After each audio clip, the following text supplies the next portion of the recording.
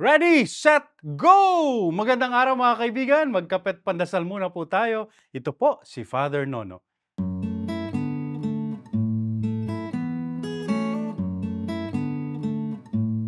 Yes, ang buhay daw ay isang karera.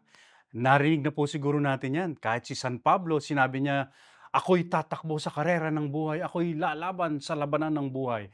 Pero may nagsabi rin na life is not a sprint but a marathon. Hindi raw 100-meter dash, kundi 1 o 4 kilometer race. Hindi pabilisan ang labanan, kundi patagalan, anila.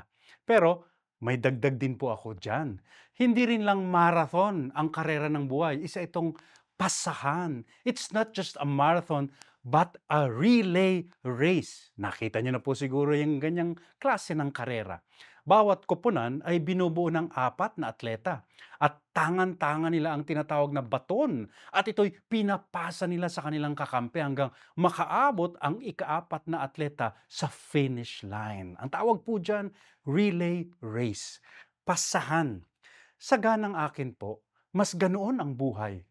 Medyo makasarili yung pagtingin na ikaw lang ang tumatakbo at ikaw lang ang dapat manalo.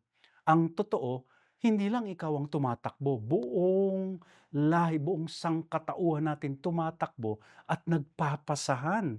Pinapasa natin. Sa susunod na lahi ang ating talino, kakayahan, kayamanan. At dahil dito, umuunlad ang ating lahi. Relay race, pasahan. Dahil sa natuklasan at naipasa ng mga ninuno sa atin sa agham, sa sining at marami pang larangan kung bakit patuloy tayong nabubuhay ngayon. Kaya ang tanong, ikaw kapatid, ano naman ang ipapasa mo sa susunod na lahi? O tumatakbo ka lang talaga para sa sarili mo? Manalangin po tayo.